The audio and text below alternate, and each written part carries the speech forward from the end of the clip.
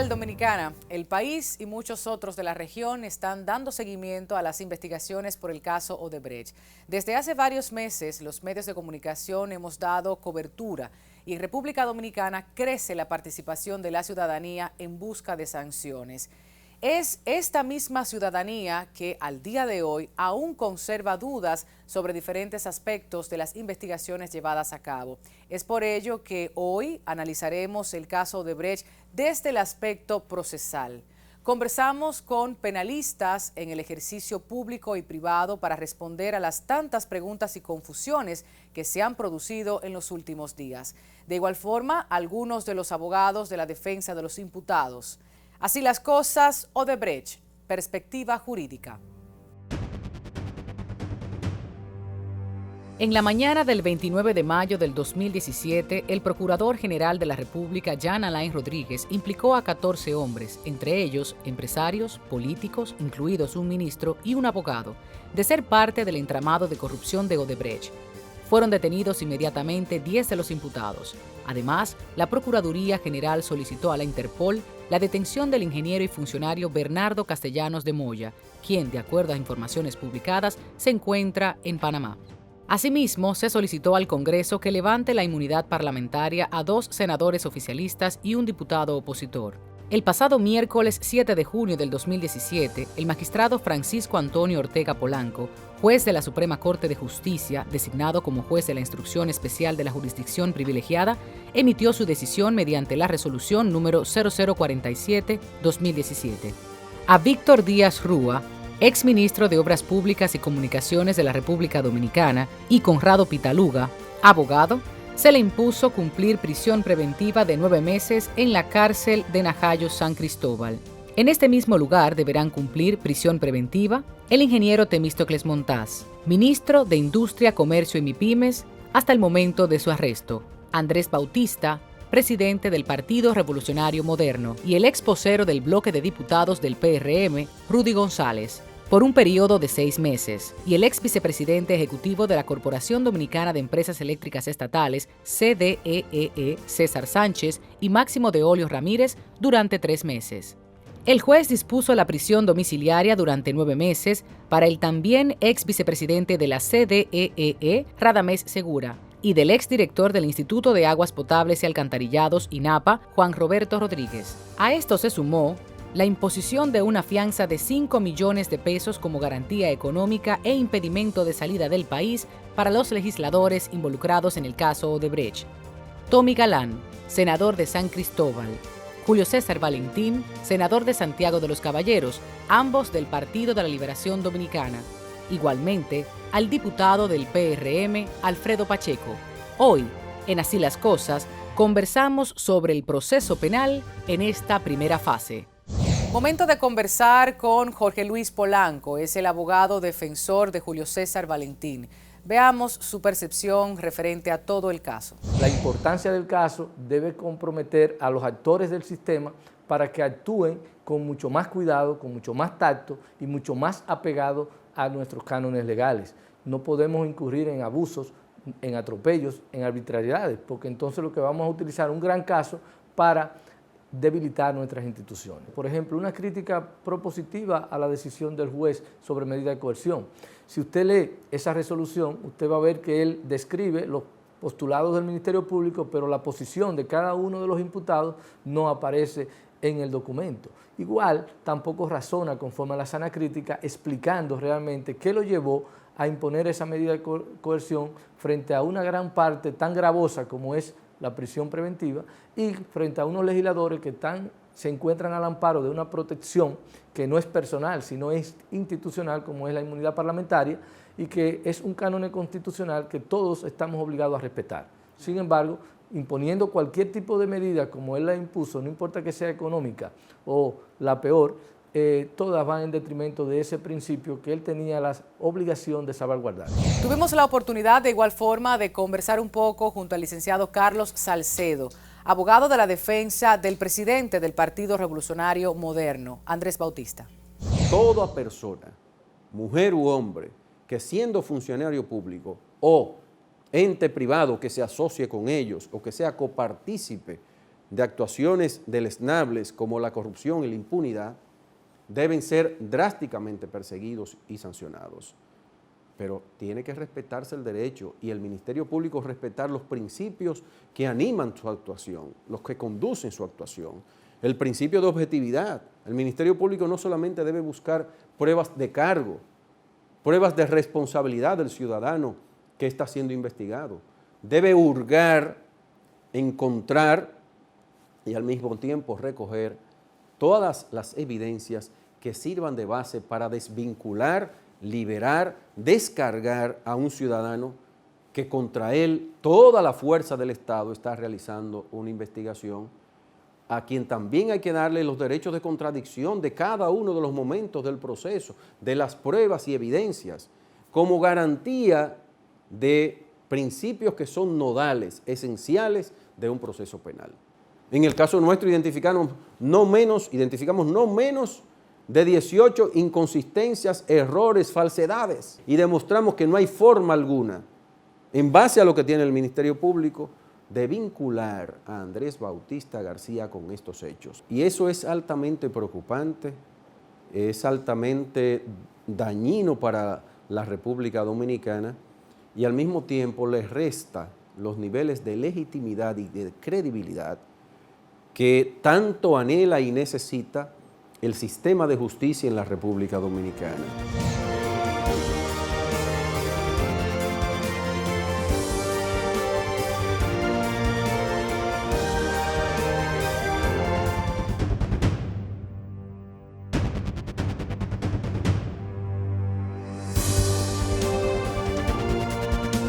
Iniciamos entonces, no hay tiempo que perder. Presentamos de inmediato a Harold Modesto, quien es el director del Observatorio Judicial Dominicano, y nos acompaña Valentín Medrano, abogado, penalista y constitucionalista. Ustedes lo han visto a ambos en muchos medios de comunicación y vamos a conversar sobre la perspectiva jurídica de este caso Odebrecht. Muchas inquietudes, les comento, caballeros, la gente durante el pasado fin de semana y los días que han ocurrido recientemente han presentado sus inquietudes a través sobre todo de las redes sociales, inclusive pidiendo más meses, pidiendo más años, como si se tratara de un juicio, y no, hay mucho que aclarar en el día de hoy. Vamos a empezar con la orden de arresto. Mucha gente no entendía si se trataba de una detención, de un arresto, si verdaderamente tenía o debió notificarse. Valentín, empiezo contigo. Empezamos con el proceso desde ese día. Debo decir que muchas gracias primero a Tatiana. A ti. Por favor, de verdad que sí, que me siento muy honrado de estar aquí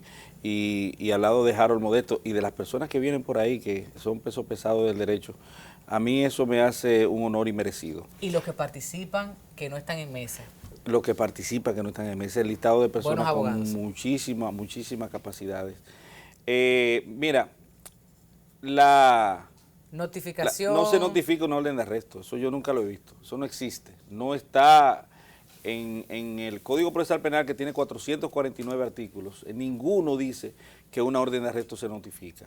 De hecho, la mención que se hace primera de las órdenes de arresto está en los artículos 224 y 225 de la normativa procesal penal. Estos establecen que ante la comisión de un delito flagrante, o sea, que se haya cometido, se esté cometiendo en el mismo momento de la producción de la acción llevada a efecto por la persona que aprehende, en ese preciso momento puede ser aprehendido.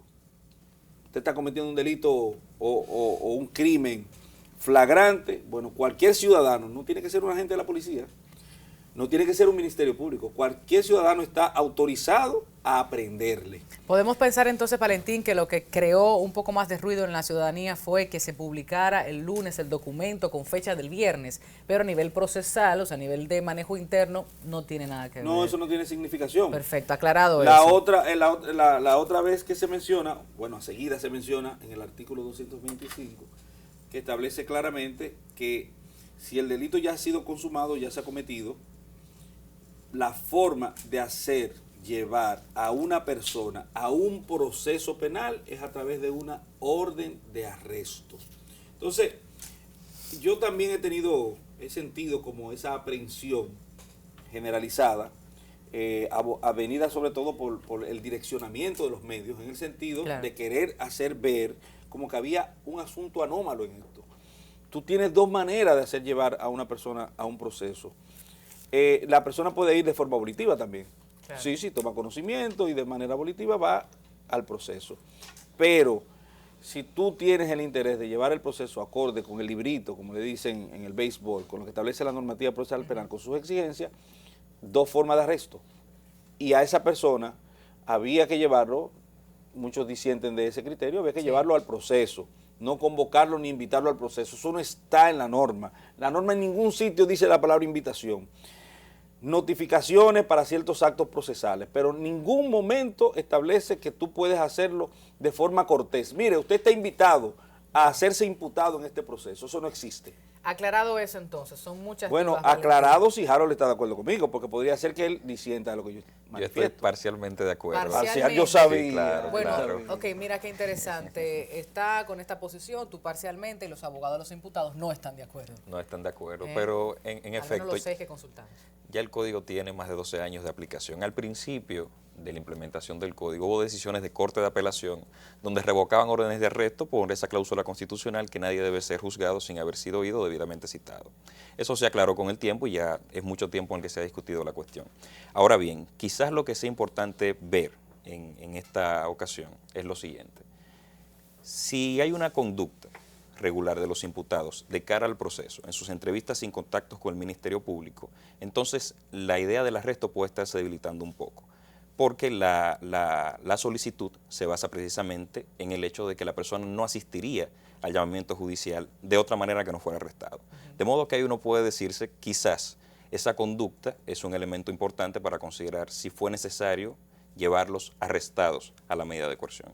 Con probabilidad, todos hubiesen presentado a la solicitud de medida de coerción sin estar arrestados. De hecho, así lo hicieron algunos de ellos cuando fueron llamados claro a declarar para los interrogatorios. O sea, se presentaron ante la justicia, claro vamos a decir. Sí. Bueno, aclarado entonces un poco con las diferentes vertientes. En cuanto al caso complejo, o sea, cuando se declara caso complejo, todavía la gente no conoce exactamente de qué estamos hablando. 369 del Código Procesal Penal, Valentín. El caso complejo no es más que ante una situación especial que se presenta durante la investigación, por ejemplo, hay pluralidad de víctimas, pluralidad de imputados, o se trata de una infracción de la que se consideran como criminalidad organizada, o que haya simplemente una serie de elementos probatorios que tienen que vertirse en el proceso para la imputación por parte y parte, de la defensa o de la acusación, que por su dificultad en la consecución, pues hacen que el proceso necesite más tiempo, porque básicamente lo que produce como efecto la declaratoria de complejidad es que los plazos se prolonguen, se aumenten. Entonces, cuando hay muchísima gente involucrada en un proceso que va a ser obviamente dificultoso terminar el proceso en el tiempo habitual, pues entonces el legislador dispuso esa figura jurídica para que los plazos puedan ser aumentados y que el proceso pueda ser llevado dentro de las posibilidades que marca el mismo proceso. Sin embargo, algunos abogados decían que muchos de estos imputados no estaban en el caso complejo, que era muy fácil, que era muy sencillo en base a lo que la Procuraduría presentó. No sé qué piensas tú, Harold. Todos los casos complejos, vamos a agruparlos todos. Cuéntame. En realidad, hablando de eficacia normativa, aquí no hay un criterio muy claro de por qué un caso debe ser considerado complejo. Recordemos que nosotros venimos de un código de procedimiento criminal muy reciente, si así se quiere entender. Y lo que teníamos era un desorden con el tema del cumplimiento de los plazos. Ahora lo que se hace es buscar una medida en la que se pudiera resolver con el caso complejo la ineficiencia del sistema.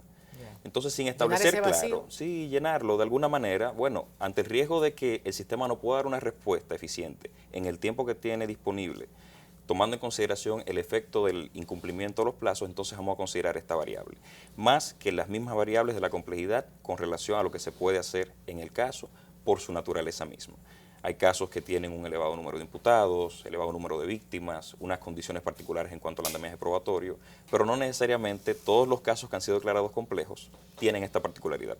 Hay casos en República Dominicana no declarados complejos que tienen entonces circunstancias más graves que las que se presentan en muchos casos complejos. De modo que eso fue una salida del legislador previendo las situaciones que se pueden generar de la ineficiencia del mismo sistema frente al cumplimiento de los plazos. Hablando de plazos, 48 horas. ¿Se cumplió el plazo de las 48 horas para ser presentado ante la justicia? Ahí sí es verdad que la puerca tuerce el rabo, A escúcheme ver. la expresión, porque hay un criterio, el que sostienen Félix Damián Olivares, que viene por ahí, y otros juristas, sobre todo creo que Cándido es el mayor, y Harold un poco, no sé, que establecen que la Constitución, la interpretan, el artículo 48, porque nosotros sabemos, y es la parte que contiene el Código Procesal Penal, que toda persona debe ser sometido dentro de las 48 horas, llevado ante un órgano jurisdiccional competente para que se le conozca de la imputación embrionaria que se le hace, o de la investigación de qué es parte, o que está siendo sujeto de.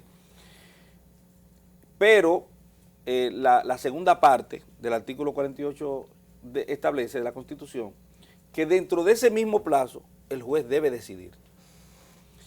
Bueno, yo soy del criterio que con lo que tiene que cumplir el que arresta, el que aprehende, el que conduce, el que reduce a la persona, es con el plazo de llevarlo ante el órgano jurisdiccional competente dentro de las 48 horas. Ahora, ese juez que tiene presuntamente 48 horas para decidir, podría darse la misma situación que se dio en este caso en concreto, que la defensa técnica fue la que solicitó el aletargamiento del proceso o, vamos a decir, la prolongación en términos de tiempo del mismo, la posposición. Entonces, ese plazo que la defensa solicita, independientemente de que hay toda una parafernalia en el código, en la Constitución, en la forma de celebración y de aceptación de ciertas posturas, por ejemplo, la que establece que indefectiblemente de que el imputado haya provocado las fallas procesales, estas pueden perder beneficio de él. Una interpretación de favorabilidad, que lo establece la Constitución en el artículo 74. Pero mi percepción, mi criterio con respecto a este asunto es que el Ministerio Público, por ejemplo, en este caso, obró de acuerdo con la regla. Que hay una regla procesal establecida y aceptada mundialmente de que nadie puede prevalerse de su propia falta y el Ministerio Público no hay falta que se le pueda endilgar. Por vía de consecuencia, respetó las 48 horas que la Constitución dice que son el plazo procesal para conducir a la persona ante el órgano jurisdiccional competente. 40 capítulo 5 de la Constitución. 40 capítulos. Bueno, por ahí es que va la cosa. Cuéntame, Número Harold, cinco. tu perspectiva. Y también el Código Procesal Penal. También, El detalle es exacto. que la medida de coerción a la que se presentaron los imputados en el caso de Brecht es una medida muy simple, algo sobredimensionada en este contexto y evidentemente algunas circunstancias pueden variarse y de forma en la que se presenten, como no es una camisa de fuerza ni nadie puede prever lo que puede pasar en la medida de coerción, algunas estrategias o movimientos de la defensa pueden provocar ese espacio en el que el juez tiene para conocer la medida. Regularmente una medida de coerción se conoce tan pronto se deposita la solicitud, dependiendo al otro día, muy rápido. Entonces, en este caso, por las particularidades, se extendió. El código no establece que el juez tenga un plazo para el conocimiento de esta medida. Entonces, claro, el código establece lo que es el plazo razonable. Dentro de esas variaciones que se lograron en este momento, para garantizar el derecho de defensa, el juez tiene que observar el plazo razonable. Yo en el ejercicio del derecho he tenido que hacer diligencias en favor de mi imputado para conseguir una prueba que de no suspenderse la audiencia no se podría conseguir. Entonces, en este caso también se entiende que fue favorable. Por lo complejo que habíamos Claro hablado que sí. anteriormente. Si hablamos entonces Pero. Son muchas inquietudes. No, eso que dijo Harold, eso no tiene desperdicio. Para que tú veas la desnaturalización que uno siente a veces que obró en ese proceso, es que un juez de la jurisdicción de atención permanente, por ejemplo, del Distrito Nacional, la provincia de Santo Domingo y Santiago, conoce 48, 50, 25 medidas de coerción en 4 horas. Para que tú entiendas Nuestro la sistema, simpleza, el día a día. la presunta simpleza de lo que es una medida de coerción, de cómo eso se aborda regularmente. Claro, quizás no se le dio prioridad, o sí se le dio prioridad por la importancia del caso que hoy ventila, no República Dominicana. Yo lo que creo es que se permitió la ampulosidad en el ejercicio del derecho de defensa. Ok, mira, quiero antes de irme a la publicidad hablar de jurisdicción privilegiada. Ahí estábamos hablando de la observación de la resolución que menciona indivisibilidad, prorrogación de la competencia y otros criterios que me gustaría que la gente tenga conocimiento sobre ello. Como la jurisdicción superior es la que es competente para conocer un tipo penal puesto a cargo de una persona determinada, lo lógico es, como es un único proceso, que las personas que se encuentran en jurisdicción inferior sean arrastradas por este. Es la concepción jurisprudencial y es lo que ocurrió en este caso. Las personas que no tienen privilegio de jurisdicción, que están siendo sindicados de la comisión en conjunto de un único proceso y de una única imputación, pues digo, una imputación con varias, con varias calificaciones jurídicas, claro, pues son arrastradas y su proceso se le conoce por eso en la jurisdicción competente para conocer los procesos para el ministro, en el caso de Temito Clementás, y de los legisladores que también se encontraban en esa. Lo preguntamos porque hubo muchas dudas, la gente no entendía por qué eran llamados y entendían también, yo creo que todavía, al menos que ustedes lo aclaren bastante bien, que cuando se habla de privilegiado no es que van a tener un privilegio X, sino es el proceso en sí. Claro, es una protección de la función en cada uno de los casos en los que establece el Código Procesal Penal para que no se vea afectada esta función y en consecuencia arrastra a los demás imputados, como dijo Valentín. En buen dominicano, ya estamos en este proceso, están involucrados un ministro, los legisladores, vamos a llamarlos todos para hacer la cosa más simple. Incluso si pasado mañana, por ejemplo, algunos de ellos dejaran de tener su condición, entonces ya no sería competente ese juez de la instrucción especial apoderado por la condición del privilegio de jurisdicción. Es un error hablar de jurisdicción privilegiada, semántica y jurídicamente. A ver, no sé cómo, eso. Sí, porque es que yo no puedo entender, ni siquiera de manera semántica, que pueda haber una jurisdicción privilegiada. Ahora, un privilegio de jurisdicción, una facultad que se estableció en la misma norma para generar estas garantías, eso sí. Sería especialidad de jurisdicción. ¿Cómo se pudiera decir correctamente? Especialidad de jurisdicción. Vamos a aprender una jurisdicción especial. Pero eso es de las cosas que pasaron entre traducción y ubicación. Y aquí tendremos el día de hoy. Literalmente. Sí. Traducir literal. Qué difícil. Bueno, cuando estemos de regreso de la publicidad, hablemos también de la inmunidad parlamentaria. Se ha comentado bastante sobre ello. Inclusive legisladores decir, yo me quiero despojar de... Vamos a ver realmente qué dice la norma en República Dominicana y nos acompañan otros excelentes abogados en la mesa. Quédese.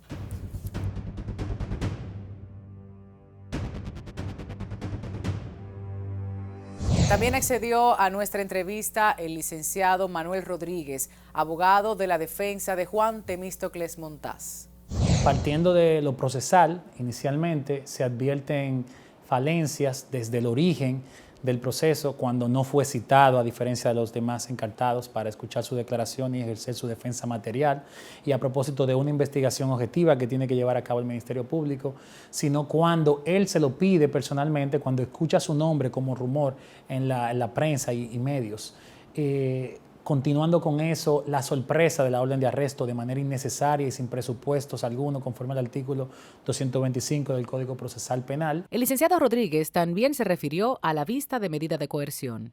Todo lo que se advierte es que se trata de un caso que tiene una suerte prescrita y la suerte es necesariamente su archivo o inadmisibilidad. La ciudadanía pudo advertir en cuanto a la dinámica, el contexto dialéctico de las discusiones del proceso donde se hablaban de pruebas a cargo, pruebas a descargo, la realidad de los hechos cuestionados, que en relación a Juan Temístocles Montaz no existe un criterio sólido de imputación que sugiera lejanamente comprometer su responsabilidad penal. Sin embargo, la suerte ha sido distinta y esa decisión que se ha dictado no tiene fundamentación, como se podrá advertir en cualquier lectura por simple y al margen de criterio técnico que se le pueda aplicar a la misma.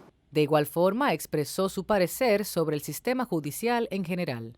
Justicia no es que se condene a un inocente, justicia no es que se condene a una persona que no comprometió su responsabilidad con hecho alguno. Justicia tampoco es que se absuelva a una persona que merecería estar condenada. Justicia sería que aquel que cometió hechos desleznables, hechos ilícitos, sea condenado, pero también atendiendo a un debido proceso para que se legitime ese ejercicio de la acción pública contra esa persona y esa sanción que recibiría eventualmente. Justicia no es aplaudirle a un juez sus arbitrariedades ni su prevaricación, ni tampoco al Ministerio Público los disparates que está haciendo, solamente porque el populismo así lo clama y quiera ver un condenado. Justicia es precisamente eso, que todo aquel reciba lo que merece. El culpable, la prisión, la condena, el inocente, la solución y el premio de la sociedad.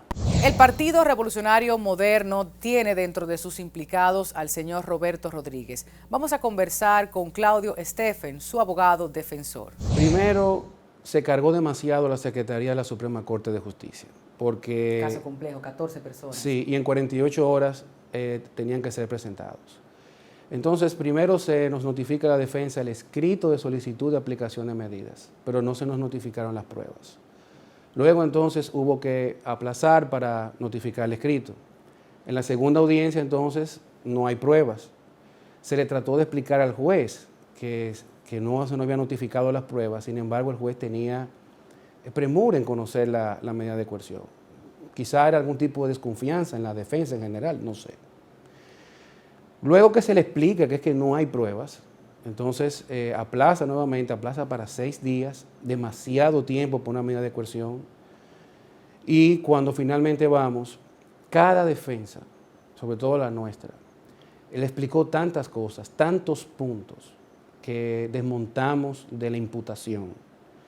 Y sin embargo, cuando leemos la resolución del juez, el juez no se refirió a ninguno de esos puntos.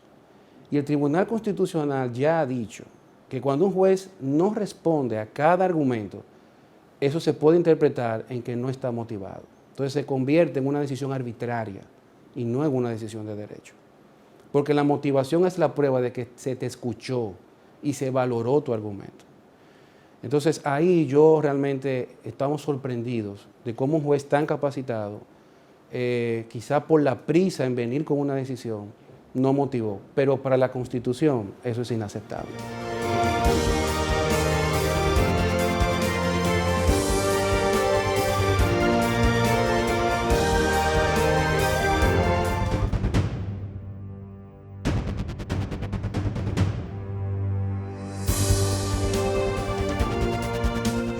Compartimos la conversación con Napoleón Esteves, es el abogado defensor del diputado Alfredo Pacheco. Hemos leído la decisión, pero ciertamente no tiene, es una decisión que no tiene ninguna motivación, no individualizó a cada imputado, es una gravedad en esa decisión.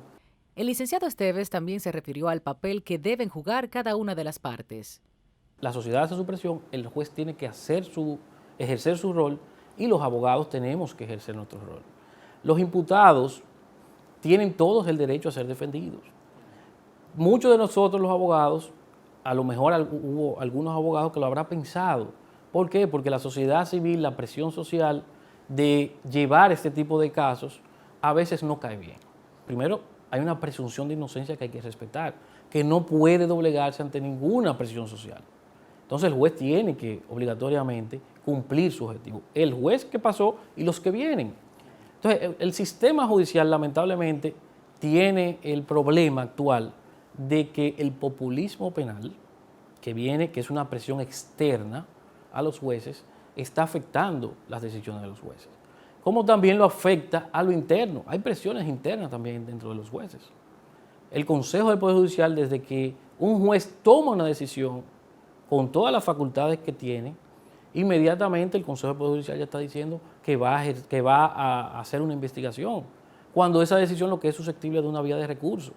Entonces el sistema penal lamentablemente está pasando por un problema social a lo externo, pero también a lo interno, que está afectando las decisiones, está afectando la objetividad de los jueces. El senador por la provincia San Cristóbal, Tommy Galán, es uno de los imputados en el caso Odebrecht. Conversamos con su abogado, el licenciado Guarionex Ventura. Adolece de una enorme cantidad de indelicadezas cometidas por ese funcionario, porque cuando se compromete a nivel de publicidad lo que es en principio la presunción de inocencia de tantas personas, evidencia un mal manejo del proceso de investigación llevado por el Procurador General de la República. Ese es uno de los tantos detalles. 2, el procurador no cuidó la fase secreta del proceso de investigación, haciendo ruedas de prensa más de una. 3, él tiene que entender como funcionario que él es a la vez un funcionario de la República y que él a la vez de que es representante de la sociedad, también es el representante de esas personas que él en el día de hoy está investigando, entre otros detalles. Nosotros le proponíamos, en este caso al magistrado, en ocasión de la audiencia de medida de coerción, que debía tomarse muy en cuenta de que no era un testimonio, que era una simple declaración y que por vía de consecuencia la ley dice cuáles pruebas deben admitirse para un eventual juicio o para una medida de coerción. Y que si lo que debe cuidarse es la fuente de prueba, o sea, que es o el dato, que es el famoso elemento que menciona en este caso el artículo 227, entonces debía diferenciarse de que no podía ser admitida esa declaración a los fines de tomar medida de coerción porque no es un elemento de prueba. Y eso él tiene que entenderlo, porque le está haciendo mucho daño. Y ese daño ya comenzó a manifestarse, ese es nuestro parecer como abogado, en la decisión que fue dada en ocasión de la solicitud de medida de coerción, cuando entendemos que de manera desproporcionada y hasta cierto grado no razonable, se le impuso medida de coerción a una cantidad enorme de personas que, independientemente a lo que establece la norma, no eran merecedores en principio de que se le estableciera prisión preventiva.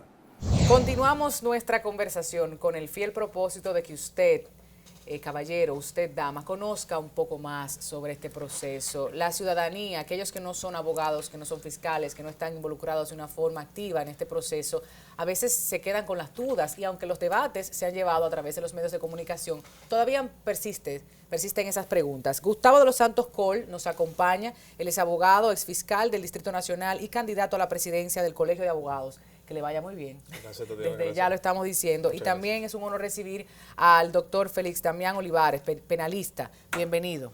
Yo me pongo así como nerviosa cuando tengo gente tan importante en el programa. Eso es normal, me disculpan. Usted tenía una aclaración, un comentario que hacer con relación a todo lo que escuchó en la mesa anterior. Adelante. Yo lo que refería con relación al procedimiento para el trámite de casos complejos, que el efecto de la declaración de complejidad o el reconocer que un caso es complejo no solamente tiene incidencia sobre la duración del proceso y los plazos, sino, y básicamente, un aspecto que tiene esta tramitación compleja es que se disponen de mecanismos extraordinarios de prueba. Es decir, mecanismos que no se utilizan para perseguir la delincuencia convencional.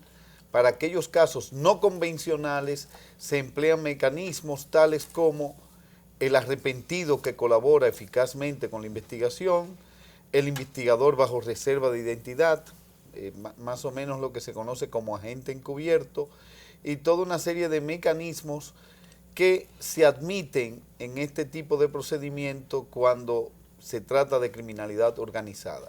La gente también tiene preguntas con relación a la inmunidad parlamentaria. Hemos escuchado declaraciones públicas de algunos de estos legisladores o de un presidente del Senado decir vamos a enviar a comisión, o de la presidenta de la Cámara de Diputados. Exactamente de qué se trata. Solamente artículo 86 de la Constitución lo contempla, el reglamento interno de la Cámara también. Harold, empiezo contigo. ¿Qué podemos decirle a la gente con relación a este aspecto? La inmunidad parlamentaria, como se le conoce, es un beneficio que tienen las personas que desempeñan ciertas funciones para proteger la función. Esta figura, nosotros en el tercermundismo nos quedó, parece que un residuo. La figura surge en Inglaterra y hay que recordar que en el siglo XIX era para que los que pertenecían al Parlamento no fueran arrestados, no tuvieran apremio corporal por deuda. Entonces eso se redujo ya en estos tiempos, después de un informe de la Cámara de los Comunes, sencillamente a que no se arrestara dentro del Parlamento, a que se le invitara a comparecer, a brindar testimonio, no el día en que se le llama, que eso también lo encontramos con relación a otros funcionarios, y no como lo tenemos en la Constitución Dominicana, que impide que un legislador pueda ser arrestado mientras se encuentra abierta la legislatura, que es de 150 días, es decir, una que se inicia, la ordinaria, el 27 de febrero y otra en agosto, el 16. Y con relación al procedimiento, Gustavo, ¿qué le podemos decir a la gente? ¿Cómo se despoja de esa inmunidad? En este caso sería el senador Valentín, al diputado Pacheco, al senador Galán. Tal como decía el compañero y colega, amigo Harold Modesto, el tema es de que la inmunidad no toca directamente a la persona, sino la función, como tal a partir del 86 y siguientes. El despojo de esa inmunidad, la cual en este caso ya fue solicitado por el juez Ortega, lo conoce la Cámara, de donde depende el legislador, y lo hace de conformidad con lo que establece su reglamento interno y, a propósito de lo que establece la Constitución, debe ser decidido en un plazo de 2 meses a partir de la solicitud. Máximo. Máximo. Ahora bien, un razonamiento ya personal, de conformidad con lo que establece el mismo 86 siguiente en cuanto al posible arresto de un legislador pudiera suceder solamente en una situación de flagrancia. Ya cuando no hay flagrancia, entonces se está procediendo tal y como se está haciendo ahora. El tema es que estamos en un plazo de la investigación. Posiblemente una solicitud ante el Congreso sobre el particular, sin intervenir todavía ni siquiera una sentencia, aunque no definitiva, pero sí firme, posiblemente encuentre sus escollos en la Cámara para que esos legisladores sean despojados de su inmunidad. Es la reflexión y proyección que veo en el presente caso. Por ello le pregunto, Valentín, tú me comentabas que sí, definitivamente se incluía en el procedimiento interno, en el reglamento, porque la gente ha escuchado, inclusive ha culpado que sea la presidenta de la Cámara de Diputados o al presidente del Senado. Entonces, yo creo que la gente tiene que saber qué dicen los textos, o sea, cuál es el procedimiento real, el procedimiento adecuado para hacer esta petición, o sea, despojarse de esta inmunidad. El procedimiento que hay para cualquier asunto a discutir dentro de las cámaras es el mismo procedimiento, como por ejemplo cuando se somete un proyecto de ley, se manda a comisión de estudio, y esa comisión de estudio pues, entonces rinde al final un informe al respecto, puede ser aprobatorio o desaprobatorio, y las cámaras deciden si acogerlos o no. Eso pasa con muchas leyes, menos con la ley de lavado de activos, obviamente que esa no se discute, esa la mandan y la aprueban, entre otras.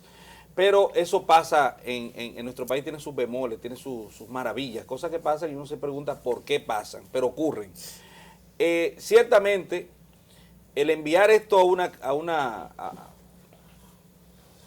un estudio en una comisión determinada, una comisión de ética de la Cámara de Diputados y del Senado, cuando nosotros se nos planteó esa posibilidad, decíamos que era una forma de obstrucción de la justicia por parte de un cuerpo, de un ente que conforma el Estado como poder del Estado.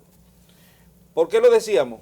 Bueno, por lo que, tomándole cosas a Harold, porque Harold obviamente no tiene por qué comulgar con esto, pero lo que él está diciendo, de dónde nace, por qué nace, una historia interesante, educativa, que nos dice a nosotros cuál fue la razón de ser de esa figura constitucional.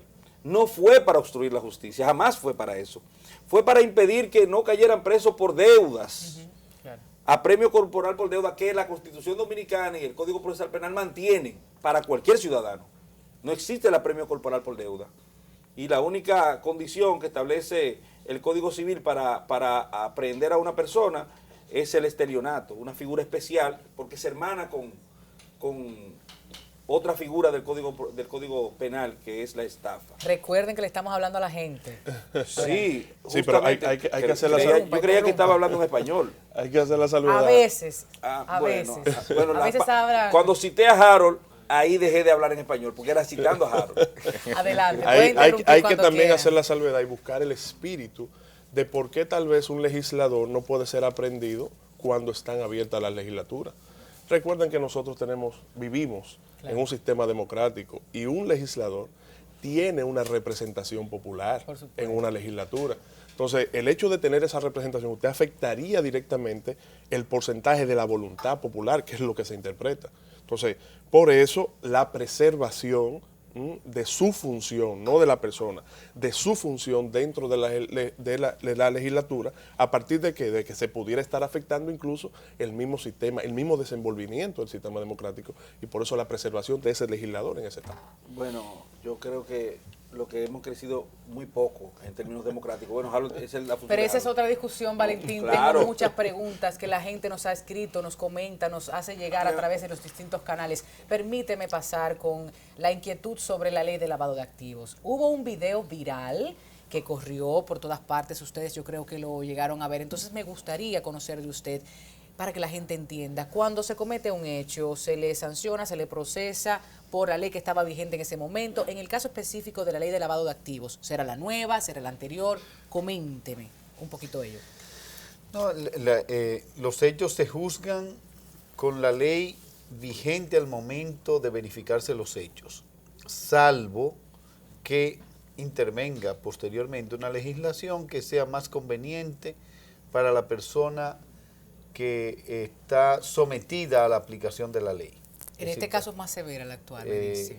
No le he podido ver. Tiene algunos elementos que lo que hace es someter más sujetos obligados a control, y de hecho hay detalles que fueron superados con relación a la ley anterior. No, y el tema del enriquecimiento ilícito. Correcto. Que el enriquecimiento ilícito estaba más o menos identificado en la ley 7202, ahora fue eliminado como delito precedente, entonces se queda solamente la ley de enriquecimiento ilícito, razón por la cual ese tipo penal quedaría fuera respecto de los imputados. Caso de Brecht, la anterior. Perdón. Nos quedamos con la anterior para el caso de Brecht específicamente, por cuando se cometieron estos delitos.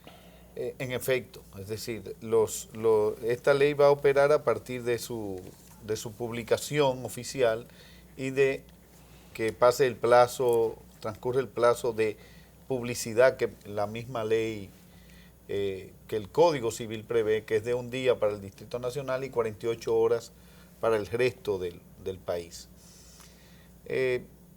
Hay un detalle interesante en todo esto de lo que fue la decisión del magistrado Francisco Ortega Polanco, que yo querría comentar, porque plantea una interpretación que a mí me parece peligrosa. O sea, en la página 24, el magistrado Ortega Polanco, haciendo acopio de la decisión 256-2014 del Tribunal Constitucional, dice en su decisión que la ratio decidendi configurada por la Corte Interamericana de Derechos Humanos para la solución del caso Chaparro Álvarez y otros versus Ecuador, así como otras de índole similar, no son vinculantes con respecto al Estado Dominicano por aplicación de esa sentencia. Y refiere que aquella sentencia, la 256-2014 del Tribunal Constitucional, declaró nulo el procedimiento mediante el cual nosotros acogimos la jurisdicción contenciosa o la competencia contenciosa de la Corte. Y yo creo que esa es una interpretación peligrosa, en tanto prácticamente nos desvincula de la Convención Americana de Derechos Humanos. Y eso es un error del magistrado Ortega Polanco. En su interpretación. En su interpretación. Doctrinario que también fue citado. Porque el hecho de que nosotros no hayamos acogido debidamente la jurisdicción contenciosa, es decir, que no se agotaron los trámites. Yo recuerdo que en esa época estaba el doctor Henry Garrido en la Cancillería y Servio Tulio Castaños asistiendo al Estado Dominicano, y el presidente Leonel Fernández en 1999 decidió suscribir el adendum a la convención admitiendo la jurisdicción contenciosa. Se planteaba el Tribunal Constitucional que eso debió haber ido al Congreso de la República, que el Congreso debió ratificar esa jurisdicción contenciosa. Pero quiere decir el hecho de que no hayamos asumido formalmente la jurisdicción contenciosa, que estamos por fuera de la Convención Americana de Derechos Humanos. Yo creo que esto tiene que ser... De la Convención sí. No, pero del Tribunal sí. No, pero de las interpretaciones que haga... Del Tribunal sí. Las interpretaciones que haga el Tribunal, que son jurisprudencia del Tribunal, no aplican en este país. Eso está bien. No, lo que nosotros no podemos ser sentados en el banquillo, pero las decisiones de la no podemos ser sentados, o sea, nosotros no podemos ser sujetos de sanción, porque no podemos ser sentados en el banquillo, pero sí tenemos que respetar el criterio de ellos. Claro, y nos habíamos acogido a ellos. De hecho, en el caso Narcisazo, República Dominicana...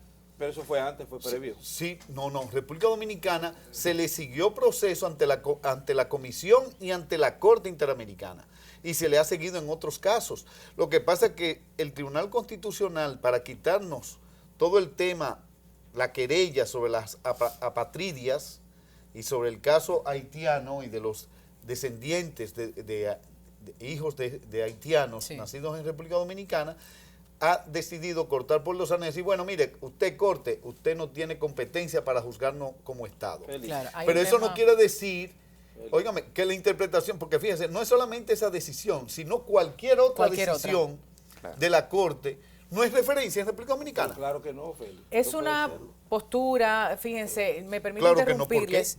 ¿Qué dice que claro que no? Si nosotros nos acogimos a la convención y a sus órganos. Sí, pero hay una Sí, muy desvinculación, importante, porque- Celida mía. Yo no te digo que no sea un referente, pero no se constituye ya como una jurisprudencia internacional. No es ni una siquiera. jurisprudencia obligada. Bueno, ustedes Porque opinan hay una así, vinculación. es un tema bastante peligroso. De hecho, le hacía la pregunta con preocupación en Sí. torno a lo que usted expone al abogado Carlos Salcedo, que de igual forma expuso sus opiniones referente a este tema en particular. Y hablamos de la sentencia 256-14 del 4 de noviembre del Tribunal Constitucional, la competencia o no de la Corte Interamericana de Derechos Humanos en República Dominicana, vinculante o no. Vamos a ver esta respuesta puntualmente.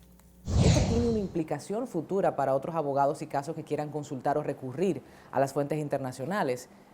Qué interesante, Tatiana, porque dice la Corte Interamericana de los Derechos Humanos, nosotros somos suscriptores de la Convención Americana de los Derechos Humanos, que el Tribunal Constitucional declaró que por errores de procedimiento teníamos que desvincularnos. Pero una de dos. Primero, en el aspecto formal. El juez aduce que esa Corte Interamericana, ya nosotros no somos miembros por la decisión del Tribunal Constitucional. Pero ese juez tan formado olvidó que en materia de derecho internacional y de espacios multilaterales, el Estado, que en este caso es la República Dominicana, tiene que denunciar eso. La República Dominicana no ha denunciado la decisión del Tribunal Constitucional. Y eso tiene un procedimiento que por lo menos dura 2 años. Ni siquiera se ha iniciado ese procedimiento. Segundo, la Corte Interamericana, todos los casos que conocemos son anteriores a su decisión y son anteriores a la decisión del Tribunal Constitucional. Por lo tanto, se le imponen. Se trata de decisiones de derechos humanos. Y si hay una violación a un principio, a un valor fundamental, a un derecho humano, el juez, que es un juez constitucional, no tiene que ser miembro del Tribunal Constitucional. Cualquier juez de la República es un juez constitucional como el juez Francisco Ortega. Era la opinión del abogado Carlos Salcedo. Harlow, ¿usted también quiere como decir algo? Sí, mire, al final, Tatiana y queridos colegas, lo importante del control de convencionalidad es que los tribunales domésticos también lo ejercen. Por lo que decía el doctor Olivares, la Convención Americana está ahí y la Corte Interamericana era el órgano para República Dominicana hasta que el instrumento de aceptación se declaró inconstitucional, llamado a interpretar la Convención de Derechos Humanos. Ahora, no por eso podemos hablar de forma tan mecánica de la vinculatoriedad como se ha establecido en la decisión. Creo que ahí se necesita un razonamiento un poco más adecuado, más profundo. Sin embargo, hay que entender, como he dicho antes, la naturaleza de la medida de coerción. Y quizás no quedaba el espacio para este despliegue y la ruta crítica más cómoda era decir que el Tribunal Constitucional declaró inconstitucional el instrumento de aceptación. Ahora, yo creo que lo más importante en cuanto a control de convencionalidad se refiere y aplicación de la Convención Americana de Derechos Humanos, que sería el derivado de esto, que el juez haga este razonamiento, es que sencillamente los tribunales domésticos también ejerzan este control. Harold, permíteme, lindo, pero es que, mi hermano, lo quiero muchísimo. Harold, pero es que el tribunal llamado al control de convencionalidad ha dicho, ese instrumento fue mal llevado. Eso es inconstitucional y obliga a todos los poderes públicos según la Constitución y la Ley 137. Todo el mundo tiene que interpretarlo como lo interpretó el Tribunal Constitucional. Les voy a invitar a un café para discutir Claro eso que en sí. Claro adelante. que sí, Haremos con otro tiempo. programa con el aspecto constitucional. Yo estoy de acuerdo con el doctor Olivares porque es bastante Vámonos de aquí, espinoso el vámonos de tema. aquí, vámonos de No, aquí. en ese aspecto, porque constitucionalismo es muy amplio y hay que hablarlo aparte. Este debate continúa la próxima semana, junto a estos abogados y la participación de la Procuraduría General de la República. Sin dudas, ha quedado muy evidenciado el interés de la ciudadanía en general, del sector jurídico, de los medios de comunicación, los partidos políticos que enfrentan una crisis a lo interno y a lo externo. Nadie sabe qué ocurrirá en los próximos años. Tenemos dudas sobre las próximas semanas o meses. Este es un proceso que apenas inicia, la primera fase. Por eso, tratar de contestar a las preguntas de la ciudadanía. Recuerde que estas entrevistas completas puede consultarlas a través de nuestro canal de YouTube Comunicación Integral Dominicana. De igual forma, la próxima semana estaremos rindiendo un pequeño resumen sobre lo acontecido en nuestros programas especiales referente al caso Odebrecht en la República Dominicana. Buenas noches.